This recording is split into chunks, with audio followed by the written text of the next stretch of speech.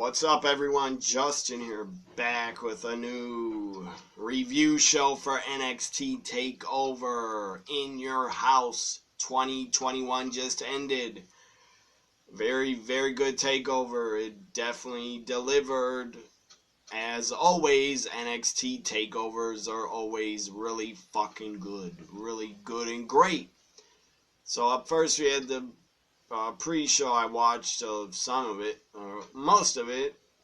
Sam Roberts finally cut his hair off and shaved his head because the guy was balding and should have shaved his head years ago. Great, I'm grateful I'm not balding. I have a lot of hair.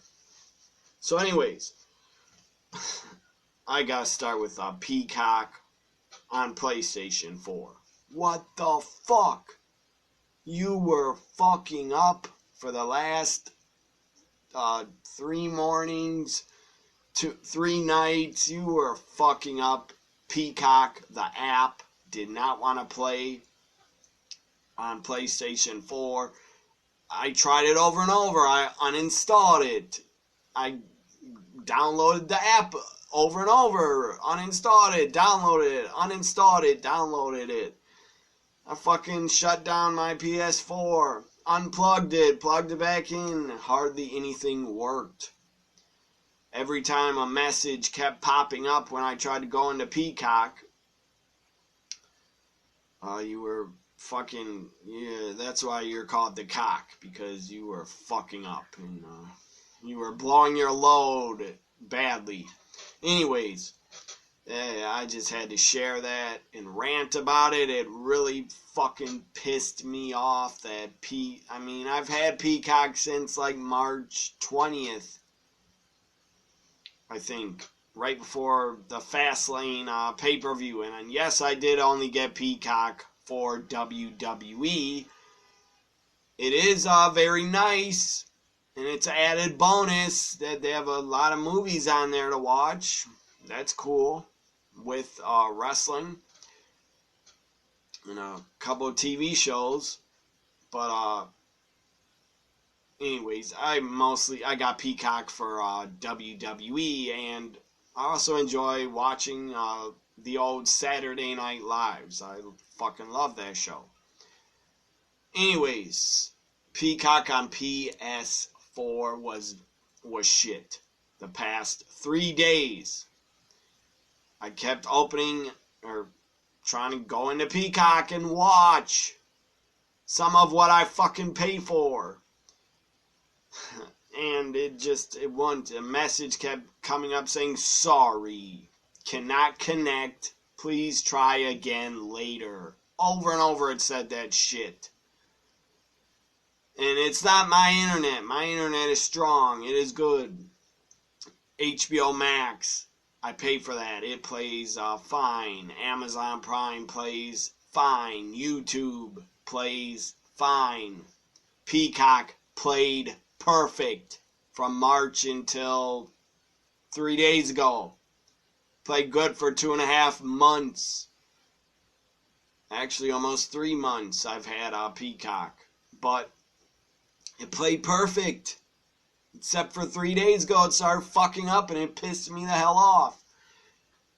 NBC Universal, you get your fucking streaming service right. It was not just me. A lot of other PlayStation 4 users said Peacock was not working. Same problem I had. Please try again later, shit. And I'm going on too long about it, but I am pissed. Thank God NXT Takeover and Peacock tonight decided to open and play perfectly. It didn't buffer at all. I don't know what the fuck they did, but I hope they fixed it for good. Takeover played perfect in your house. Thank God. And it's about time you fix that shit, because NBC Universal, you run Peacock. You own it. That's your streaming service. It is an embarrassment that you couldn't get it to play. That you couldn't get it to work on PlayStation 4. Hopefully not just me, but a lot of other PS4, and I saw a guy complain on Twitter and said it wouldn't play on his Roku TV. The Peacock app, I guess it doesn't play on, I don't know what else, Amazon Fire TVs or whatever, Fire Stick, Peacock wouldn't play on.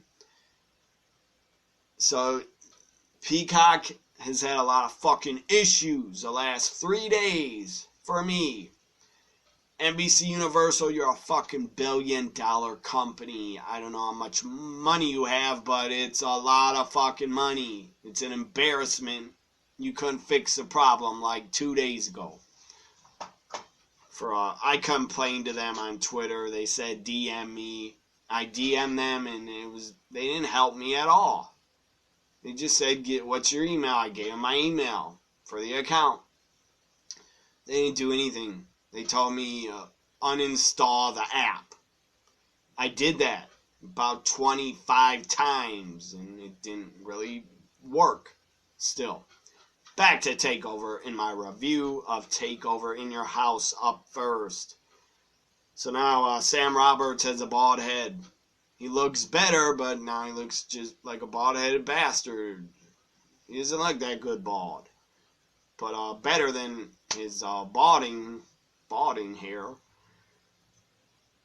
So, up first, the 6-man tag winner-take-all match. I'm a little distracted because I'm still pissed about the cock not playing on my PS4. I bet you later, when I try to go in, it won't go in again.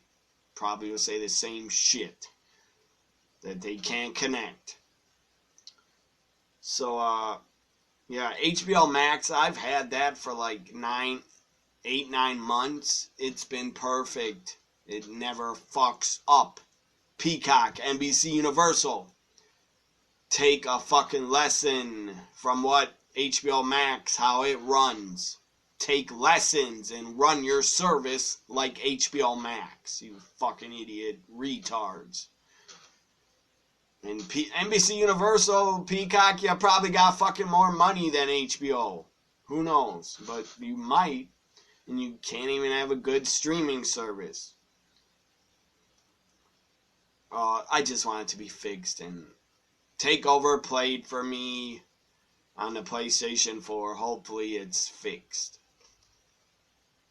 So, winner take all. It was a good 6-man tag. It was exciting, action-packed, non-stop action. Bronson Reed, MSK defended all their titles, the tag titles and the North American title against Team Escobar. So, they win and retain and still North American and tag team champions MSK and Bronson Reed. He hit a big splash off the top. It was awesome. The match went 13 minutes. Up next, we had a women's matchup. The crowd, they said it was the biggest crowd they had in the CWC. That, I guess they've been allowed. Looked like they built some more bleachers, to me. Looked like they had extra seating. But the crowd was dead for most of the show. I believe they had to wear masks because you're inside, indoors. It didn't seem like they were loud at all, except for the main event. For Xia Li taking on Mercedes Martinez, the crowd was dead. I felt bad for the women. They busted their ass, worked their ass off, and the crowd was fucking dead silent. What the fuck, you stupid Florida morons? I don't know if the sun is just scorched your brain and melted it. That Florida sun, I don't know. But there's something wrong with people in Florida. A lot of them. The fan base, I don't know. If NXT is just killed, or the Florida NXT fans don't care anymore because they're spoiled and get too many NXT shows, they just aren't excited anymore. I don't fucking know. So yeah, Florida gets a lot of fucking wrestling during this whole pandemic era. They've gotten AEW every week in Jacksonville and NXT every week in Orlando. I wish, I hope NXT can go on the road for TV tapings, but I doubt they will. Only for maybe takeovers in the winter or next year. So up next, we had, as I said, Xia Li with Boa, and I don't know what to call her. I forget her name. It's Mala Ying or Mao Ying, Mi Ying. Anyway, she's like, I don't know what kind of character she is. Like the Undertaker, female Undertaker. I don't fucking know what she's supposed to be. She looks like a damn ghost out of a horror movie or some creature out of a horror movie. She plays her gimmick really good, but I don't know what the hell she is. Master of what? Martial arts? I don't know. So, Xia Li defeats Mercedes Martinez. This was only 7 minutes, 40 seconds. It could have been longer. I like Xia Li a lot. Mercedes Martinez is a fucking women's wrestling icon. Former Shimmer champion. Was a part of the first ever Shimmer in, I think, 2007 or 6. Whenever Shimmer started. So after Xia Li wins, she gets a chair, tries to beat Mia Yim with a chair. Mia Yim takes a chair, hits Xia Li with the chair, and chased off Boa. Then the ghost, whatever the hell she is, she sits up out of her chair, staring at Mercedes. Mercedes has a chair in her hand. She's like, I'm not scared of you, bitch. And then they come face to face. She puts a death grip, like a death grip submission choke on Mercedes, choking her on the ramp. And then she throws her off the ramp, so she has like super shredder strength or something. Just tosses Mercedes like she's nothing. And she was tossed against the barricade glass and plexiglass and falls to the floor. That was a pretty sick bump. So up next, again, Xia Li wins. Up next, we had the $1 Million Championship ladder match. This was fucking awesome. This was great. They took a lot of hard hits with the ladder, a lot of sick bumps. Both guys are going to be fucking hurting. I feel bad for both of them. They are going to be hurting for days. LA Knight, Cameron Grimes with Ted DiBiase, the $1 Million Man, is back in NXT. I love him being back. It's a great way to use legends, is how they're using the $1 Million Man. It's a great way to use a legend. So LA Knight wins. They tore it up. They tore the house down. They had a great takeover ladder match. 19 minutes, 30 seconds. LA Knight, your new $1 Million champion. That's historic. That title can make him a bigger star and will give him a bigger push. That's great for LA Knight. I like the guy. I'm a fan of him. Cameron Grimes, you did not go to the moon. You lost. I wanted you to win, but you lost. LA Knight, your new $1 Million champion. I don't even think he should really defend it and have to defend it. Just keep wearing it to the ring. Because I don't know and I don't think the $1 Million championship is going to become a official title in NXT, and I don't think it should. Just have LA Knight hold on to it for a very long time, and I don't know what to do with it after that. Maybe have Cameron Grimes take it from him, or have Cameron Grimes chase him for months and months trying to get it. So up next, again, very good, awesome ladder match. If you didn't see it, watch it. But don't, If you have PlayStation 4, maybe you shouldn't get Peacock to watch it because the app probably won't even play for you. So up next we have the Women's Championship. Ember Moon challenging Raquel Gonzalez. It was 12 minutes, 40 seconds.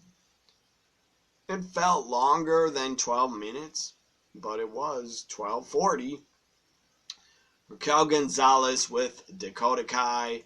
She said, I believe at the Takeover press conference, she said she's the first ever NXT Latino Women's Champion. No, you're not. Bayley was. And you're not the first ever Latino Women's Champion in WWE. You're not. Bayley was before you. AJ Lee was a champion before you. Not in NXT, but AJ Lee was FCW Women's Champion, or I think AJ was the FCW Women's Champion. I know she was Queen of FCW, like some little crown she was wearing. And she's a Divas Champion. Melina, Divas Champion. Eve Torres, Divas Champion. So, I don't know why the fuck. Maybe the sun scorched your brain, Raquel, and you couldn't think, because you're not the first Latino Women's Champion in NXT. That is Bayley. So, it was a good women's title match. It was pretty damn good. I wanted Ember to win, but she lost. It was predictable. Everybody knew Raquel was going to win, but I still cheered for Ember. Outcomes are, I said it on Twitter in a tweet. I said I want to see Shotzi do a run in here, and she did. It was great. So good to see Shotzi back. I love Shotzi. I'm a big fan of her. Shotzi Blackheart is back from injury, and she goes after Dakota, beats her down, throws her into the part of the house set, into like the plants, and then beats her up, and they go to the back. William Regal, by the way, was breaking up a lot of fights backstage. NXT backstage is out of control. There's like no authority. They don't give a fuck about what Regal says to them. He's lost power. He's lost control. A lot of backstage fights, and Regal could not control things anymore. So, at the end of the night, Regal would be back, and it would be pretty shocking what he did. Or pretty damn surprising. I don't know about shocking, but it was surprising. I thought they would put it off until like NXT TV and have Regal do that. What he did. So Dakota gets chased off, but Raquel hits the one-arm powerbomb for the 1-2-3. Ember hit a nice tornado DDT on the ramp to Raquel. That was awesome. But Raquel wins and retains, and still NXT Women's Champion Raquel Gonzalez. Now the main event, only 5 matches were booked. But that was great. That was a perfect amount of matches because the show did not drag on and go too long then. Main event time for the NXT Championship. Karrion Kross with Scarlett. My God, she's hot as hell. And my God, Dakota looked hot tonight. And Shotzi looked hot. All the women look good tonight. So anyways, main event time, Karrion Kross defended against Kyle O'Reilly, Adam Cole, Bebe, Pete Dunne, and God, who's the other guy? Why can't I remember? Johnny Gargano, Kyle O'Reilly, Adam Cole, Pete Dunne, Karrion Kross, Fatal 5-way. It was not elimination rules. It was not elimination style. It should have been. Went 26 minutes. This was the match of the night, the match of the takeover. Really good shit. It was damn good. It was non-stop action. Karrion Kross looked like a fucking killer and a beast. Pete Dunne looked good. Kyle O'Reilly looked good. Adam Cole looked pretty good. Johnny Gargano got beat up a lot. Your winner from choking out Kyle O'Reilly chokes him out when Kyle, I believe, had a figure 4 or a ankle lock or a knee lock on Adam Cole. Then Karrion locked in a chokehold, choked out Kyle O'Reilly. He passes out. The ref stops it. Your winner and still NXT champion, Karrion Kross. That was the right decision to keep the title on Karrion Kross. Him and Scarlett together, that entrance is great. It's money. I would have liked to see Pete Dunne win. I was cheering for him, but he didn't get it done. Karrion Kross still your champion. Raquel still your champion. Bronson Reed, MSK still your champions. Might be the first ever takeover. No titles changed hands. No title changes. I'm fine with that. You shouldn't have title changes every single pay-per-view. That doesn't need to happen. So this takeover in your house, I give it a grade of a B+. I enjoyed it a lot. It was not too long. It was not too short. The perfect amount of matches. Every match was pretty damn good. The ladder match was really good, and the main event was really good. The other matches were good. So now, the end of the show, William Regal's outside of the CWC, like goes out a door in a parking lot. He's in the parking lot. And Mackenzie Mitchell's talking to him like it's been a pretty crazy, out of control night. Regal, like, what do you want to say? And he's like, yeah, it's out of control. And he goes, I think my time here is over. And he goes, I'm done. It's time for me to go. Basically, that's what he meant. It's time for me to go as GM. He said it's been a good 7 years. Or 7 years is a long time. That is a fucking record for a GM in WWE. But this isn't stupid Raw or SmackDown where the storylines are a mess and they never... Vince loves to change his mind about 1 billion times a year on ideas, and he doesn't stick to storylines. He doesn't stick to GMs. He changes GMs, changes authority figures way too often. Except for Teddy Long. He was SmackDown GM for felt like 10 years. And Vicky Guerrero, I think, was a GM for a very long time, but my God, she's so annoying. I hate Vicky Guerrero in wrestling. I hate her. She's so annoying. And not good heat. Like, go away, get the fuck off my TV heat. Vicky Guerrero, get the fuck off my TV. I'm not a fan of you in wrestling. I don't know if you're a nice person. I don't really care. In wrestling, get out of wrestling. You've been in wrestling long enough. Tony Khan, you're an idiot for paying Vicky Guerrero. It's stupid that you're paying her and gave her a contract. She didn't deserve it, in my opinion. Vince took care of Vicky for 10 years. So I think she made enough money. She shouldn't want to still be in wrestling. Maybe she enjoys herself in AEW, but I don't care. If she does, I don't want to see her anymore. William Regal quits. Walks out. Is NXT GM. That was shocking. I like Regal. He was a great GM. I don't know if Tuesday he's going to meet with Triple H. I don't know. I don't know if he'll ever be on TV again. But William Regal, you are great.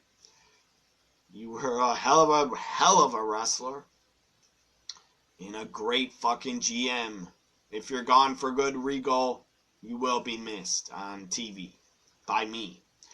So B+ Takeover in your house 2021. Like, comment, share, subscribe. Bye for now, everybody. Fuck you, Peacock. You better fix your fucking streaming service for fucking good. You motherfucking cocksuckers. That's why you got the name Cock in your name. You're idiots.